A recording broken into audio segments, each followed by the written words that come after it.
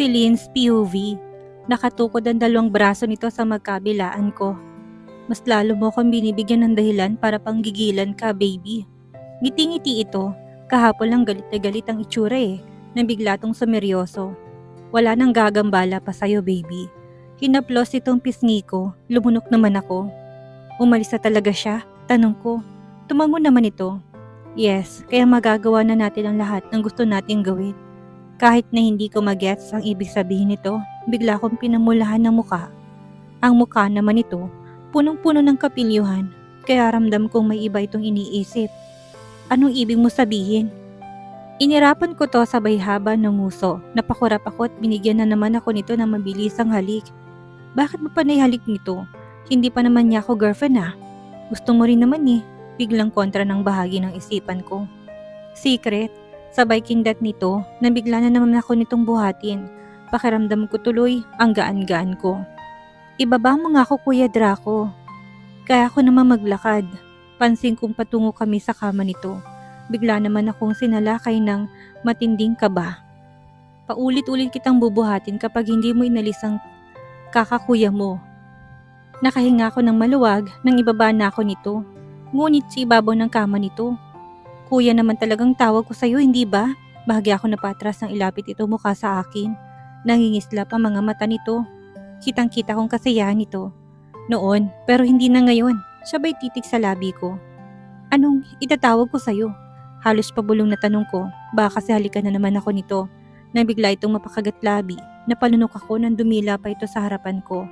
Hindi ko alam kung bakit libo-libong kuryente ang dumaloy sa buong katawan ko.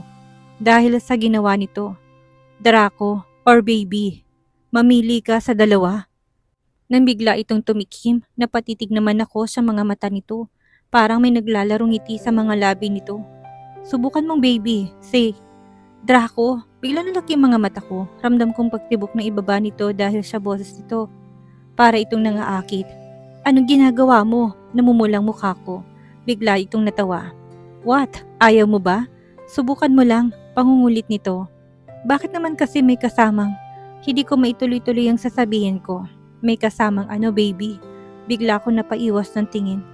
Draco, pag-uulit nito na ikinantakip ko sa magkabila ang tenga ko. Humagalpak naman ito ng tawa. Alam mo na yun, baby? Takang tanong nito, lalong namulang mukha ko. Anong alam ko? Hindi ko nga alam kung bakit may kasamang Hindi lang ako komportable. Nailang na wika ko. Nagtaka ko nang tumiimang titig nito sa akin. Paulit nga. Say Kuya Draco naman, pulang-pulang mukha ko. Hindi ko alam kung para saan ang na binibigkas nito. Pero nagbibigay ng init sa buong katawan ko. Pati ibaba ko basang-basa na. Isang ulit mo pang Kuya Draco, malalaman mo talagang ibig kong sabihin ng Akmang tatayo ako nang pigilan ako nito ng dalawang braso nito. Na-corner tuloy ako nito. Maglilinis na ako. Gawin mo munang pinag-uutos ko. Kumunot ang noo ko. Ano ba yun? Seryoso na to nakatitig sa mga mata ko.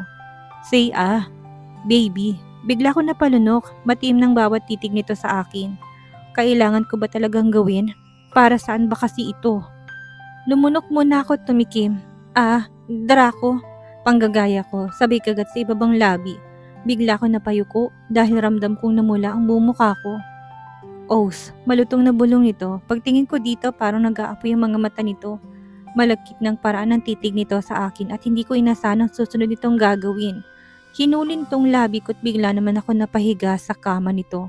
Hanggang sa pumaibabaw ito sa akin, pinagsalikop din itong kamay naming dalawa. Kuya, nang maalala kong ayaw na nitong patawag ng kuya. Draco, kiss me back baby. Paus na bigkas si Draco. Akmang magsasalita ko ng lamunin tong buong labi ko. Para itong gutom na gutom, nagtayuan ng balahibo ko. Nang maramdaman ang matigas na bagay sa parting ibaba ko. Para iyong matulis at mahaba. Draco POV. Ano to? Takang tanong ni Celine. Open it. Inikot-ikot pa ni Celine ang maliit na box bago nagawang buksan. Kabado naman ang dibdib ko habang hinihintay ang magiging reaksyon niya. Nakaupo ito sa ibabaw ng kama ko. Habang nasa harap ako nito, ang mukha ni Celine na naglalarawan kung gaano to ka-inosente. Habang tumatagal, lalo akong nababaliw dito. Nangigigil ako at kung pwede lang na, oras-oras madama ko masarap nitong labi. Mas lalo itong napapamahal sa akin at ipinapangako ko na gagawin ko lahat na mapasaya ko lang ito. Biglang umawang ang labi nito hanggang sa mapatingin ito sa akin. Did you like it? Nakangiting tanong ko. Hindi to kaagad nakaimik. Tinitigan nitong muli ang phone na hawak-hawak nito. Cellphone? Para sa akin to? Lumabas na naman ang kainosentahan na mukha nito. Hindi ko napigilan ang sarili na kintalan ito ng masuyong halik sa labi. Kahit naman hindi pa ako ni Celine sinasagot, para sa akin nobya ko na to. At akin lang ito. Walang ibang magmamay-ari dito kung hindi ako lang. Yes baby, para sa'yo yan. Nagustuhan mo ba? Pag-uulit ko. Lumunok ito sabay titik sa akin. Pero hindi ko naman alam kung paano to gamitin. At saka, hindi ko naman to kailangan. Lalo na't baka hindi kita mabayaran.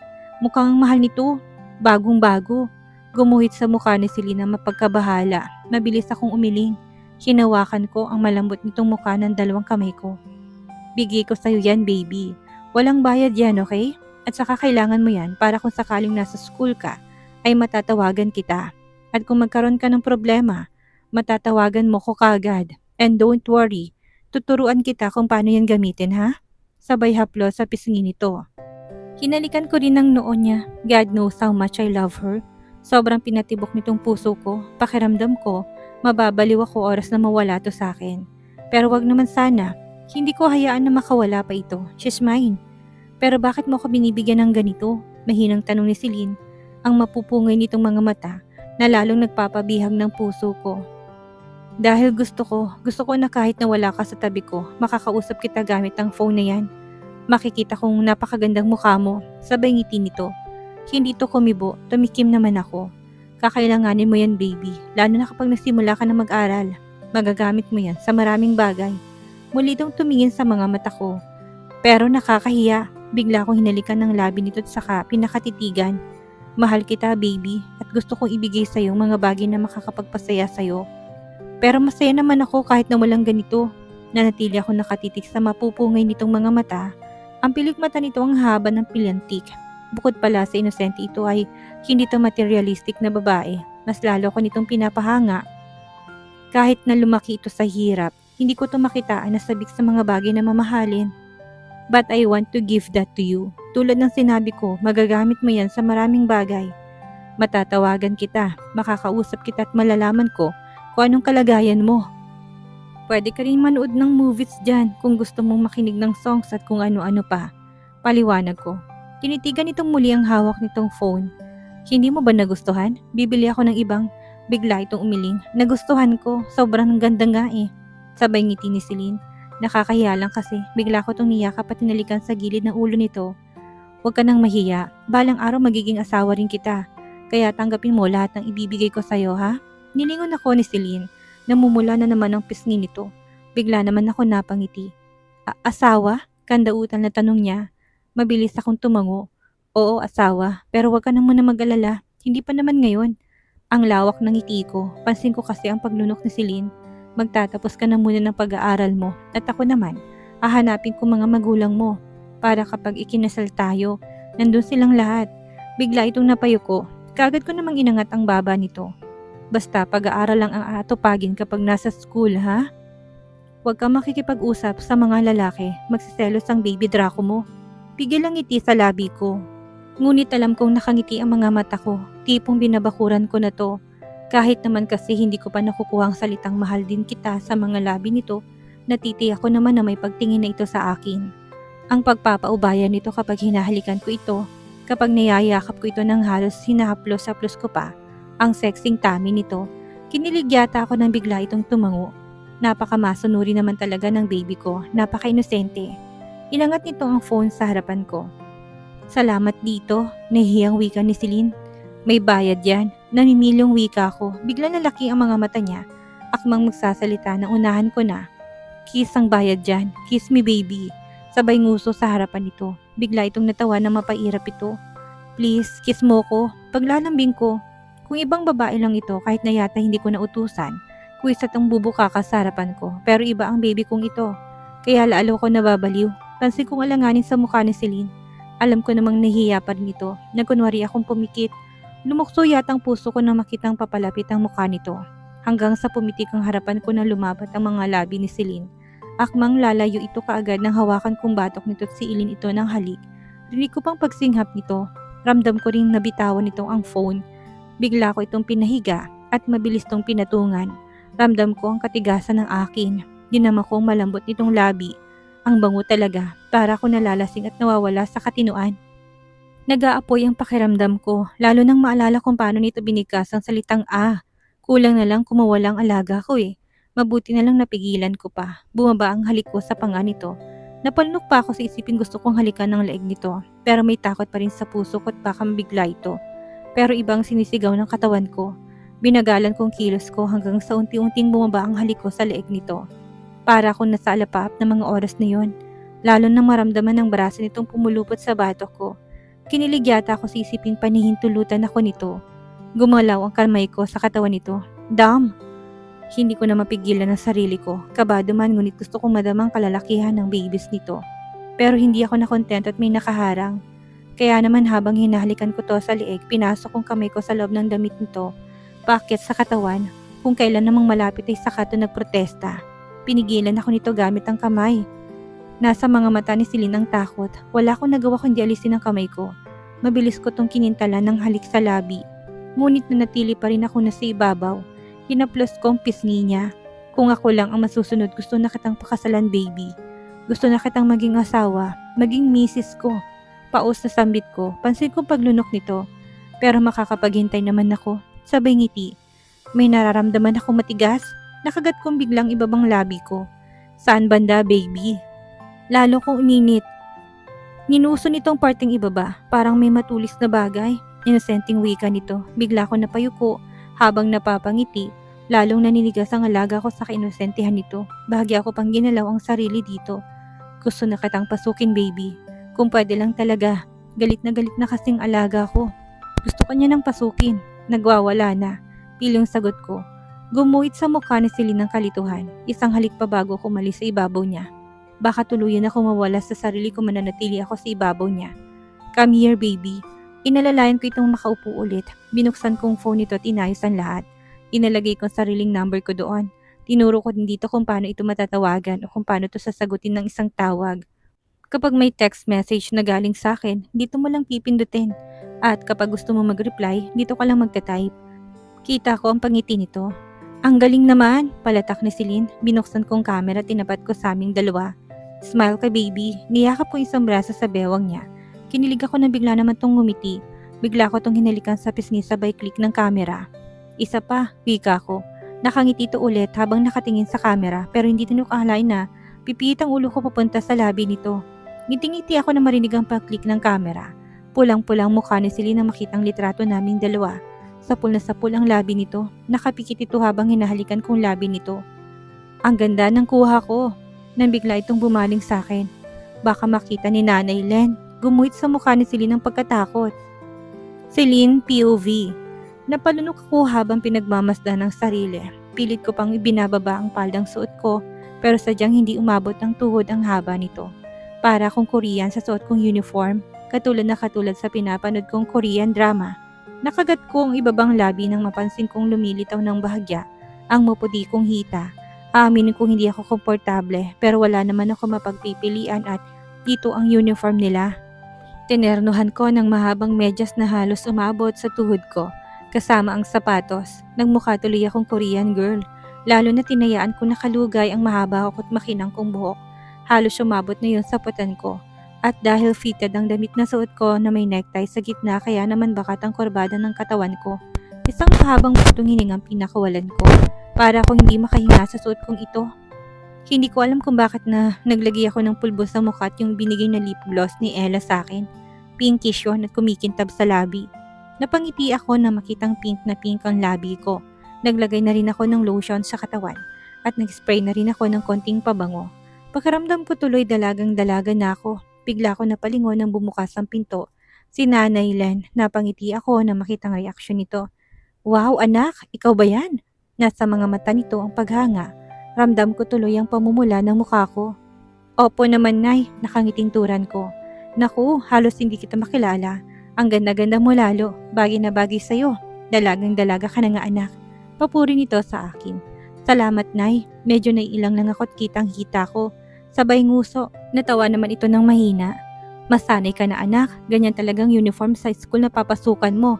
May short ka namang suot, hindi ba? Panigurado nito, mabilis naman akong tumango. Hindi ko po yata magagawang pumasok kung panty lang ang nasa loob ng paldang ito. Sabay simangot. Natawa naman ito, hinaplos itong mahabang buhok ko. O siya, lumakad ka na't baka mahuli ka pa. Dinampot ko ang backpack ko at saka muling tumingin sa salaminan doon. Ang bango-bango mo anak, may pinapagandahan ka na ba? Kita kong panunukso sa mga mata nito. Ramdam kong pag-iinit ng buong mukha ko, ngunit kaagad din ako umiling. Wala po, Nay. Sayang din kasi binigay nila Ate Lester sa akin kung hindi ko po gagamitin. Dahilan ko. Pero totoo naman, sinabi ko na noon sa sarili na gagamitin ko mga yon kapag papasok na ako ng school. Tumango-tango naman ito. Kinabahan talaga ako at baka nung isipin ito. Pinakatago-tago ko pa naman ang phone na bigay sa akin ng lalaking yon. Lalaking yon ha, panunukso ng bahaging isipan ko. Nagmamadali ako na tumungo sa malaking sala, bala kong magpaalam kay Ma'am Janine, ngunit bigla yatang kinabog ang dibdib ko na makitang nandoon ang buong pamilya nito. Gusto ko mang umatras ngunit hindi maaari, kailangan kong magpaalam dito nang papasok na ako. Pagkangat ko ng tingin ay saktong tumingin sa akin si Ma'am Janine. Ngumiti ito sa akin, bahagya akong yumuko habang papalapit dito. Dumoble ang kabog ng dibdib ko nang mapatingin sa akin ang lalaking nagbibigay lakas ang tibok ng puso ko. Ilang beses yata ako napalunok. Hindi na kasi nito inaalis ang pagkakatitig sa akin. Kinakabahan tuloy ako at baka mapansin nito ng mga kasama nito at kung ano pang isipin. Bagay na bagay sa'yo, Iha. Papuri ni Ma'am Janine. Kahit na hindi pa ako gaanong nakakalapit, doon tuloy tumingin ang asawa nito at ang dalawang kambal. Good morning po. Wika ko sa mga to sa bayo ko. Pansin kong pagtango ng asawa nito. Ang dalawang kambal naman ay parang walang narinig ngunit nakatingin sa akin. Tinignan talaga ako mula ulo hanggang paa. Ang lakas tuloy ng kabog ng dibdib ko sa sobrang kaba. Good morning, Iha. Papasok ka na ba? Opo, ma'am. Magpapaalam lang po. Hindi ako mapakali sa kinatatayuan ko at ramdam ko ang mga titig ni Draco. Kinakabahan talaga ako sa ginagawa nito. O siya, mag-iingat ka ha. Sumakay ka lang ng taxi papuntang school. Mabilis naman akong tumango. Opo, ma'am. Aalis na po ako. Paalam ko. Tumango naman ito, ganun din ang asawa nito. Nagmamadali naman akong lumakad palayo sa malaking sala na yon. Pakiramdam ko kasi may mainit na titigang nakatingin sa akin. Pagkalabas ng malaking gate, kailangan ko pang maglakad ng ilang minuto papuntang labasan. Ngunit hindi pa yata ako nakakalimang minuto na may biglang bumisitang ikinapitlag ko. Bigla rin akong tumabi sa takot na masagasaan. Nagtaka ako nang huminto ang sasakyan sa tapat ko hanggang sa bumukas ang salamin ng bintana nito. Napaawang ang labi ko. Hopin baby, sandali ako napatulala. Nakasuot ito ng sunglass na lalo nagpagwapo dito. Ang tangos pa naman ng ilong. Baby, doon ako natauhan. Nasundan ko ito ng tingin nang bumaba ito ng sasakyan at lumapit sa akin. Doon ko rin napansin na nilagay ni Dracong sunglass sa itaas ng ulo nito. Para kung tanga na napapasunod sa kamay nito nang buksan nito ang pintuan ng sasakyan. Pasok ka na baby. Pero bakit? Natatangang tanong ko. Nang matawa ito ng bahagya, nilapit ni Draco mukha sa akin. Dahil ihahatid kita. Ihahatid ko ang babaeng mahal ko. At saka nito kinuhang kamay ko, inalalayan ako nito na makapasok sa loob. Nakagat ko naman ang ibabang labi. Pagkapasok ni Draco, kaagad ko tong nilingon. Ngunit yun ang pagkakamali ko at agad nitong inuling labi ko, halos sigupin na nito. Nang humiwalay ang labi ni Draco sa labi ko, namumunging ng mga mata nito habang hinahaplos ang pisngi ko. Tumitig pa nga sa labi ko. Ramdam ko na naman tuloy ang init na gumagapang sa mukha ko. Napalunok ako ng mapatitigto sa hita ko, lalo yung umiksi na nakaupo na ako. Pilit ko namang binababa pero wala talaga, sadyang maiksi ang palda. Napakurap ako nang bigla nitong bumuntong hininga, para itong naging problemado sa itsura nito. Kailangan mong bumili ng bagong palda baby, hindi ko gustong suot mo, sabay simangot ni Draco. Hindi ba maganda? Hindi ba bagay sa akin? Ang sabi pa naman ni Nanay Len, kahit nga si Ma'am Janine bagay daw sa akin ang suot ko. Nang bigla itong tumitig sa akin, bumaba pang na sandali ang tingin nito sa hita ko. Bumibigat yata ang paghinga nito. Maganda at bagay na bagay sa'yo baby, pero hindi ko gusto na yan ang isuot mo at masyadong maiksi. Parang gusto ko mapangitip na pasabuno to sa sariling buhok. Kitang-kita ang sabay buntong hininga nito. Ako lang dapat ang nakakakita niyan. Pahabol at mahinang bulong ni Draco. Hinawakan itong kamay ko, parang may kung anong kiliting gumapang sa tiyan ko nang halikan nito yon habang nakatitig sa akin. Promise me na hindi ka makikipag-usap sa kahit na kaninong lalaki sa school nyo. Pagsusumamo ni Draco. Nagsiselos ba to? Bigla ko nakagat ang ibabang labi ko, pinigilan kong wag mapangiti. Kinilig yata ako, tumango ako dito. Promise, wag ka ring makikipagtabi sa upuan. At para wag na ito mag-alala, kagad din akong tumango. Nagtaka ko nang titigan ako ni Draco ng mariin. Bakit? Takang tanong ko. You're so beautiful baby, and you're so sexy. Paus na nitong bigkas, kinabog ng gusto ang dibdib ko nang titigan nitong mariin ang hita kong naka-expose. Nahigit ko biglang paghinga ko nang hawakan nito yon. Hinaplos nito yon sabay titig sa akin. Sa akin ka lang ha. Napalunok ako sa boses nito. Para yung nakikiusap, nagsusumamo, nagmamakaawa. Naguguluhan ako sa ibig sabihin ni Draco. Pero ramdam kong parang may tumibok sa gitna ng harapan ko. Huwag kang magkakagusto sa ibang lalaki. Ni huwag kang magpapahawak na kahit dulo ng buhok mo. Pakiusap nito. Napalunok ako nang haplosin nitong ibabang labi ko. Naintindihan mo ba ako baby ko? Doon ako natauhan, napatitig na pala ako dito ng gusto. Opo, huwag kang mag-alala, pag-aaral lang ang pakay ko doon. Wika ako dito, ngumiti naman ito, ngunit nakikita ko pa rin sa mga mata nitong pag-aalala. Nagsimula na itong magpatakbo ng sasakyan, ngunit ang isang kamay ni Draco ay nakahawak sa isang kamay ko. Pinisil-pisil pa nito yon. Paminsan-minsan naman binibigyan nito ng panakanakang halik. At dito na po nagtatapos ang kabanata ng ating kwento at sana'y muli niyo po akong samahan sa mga susunod pang kabanata. Maraming salamat po at keep safe everyone.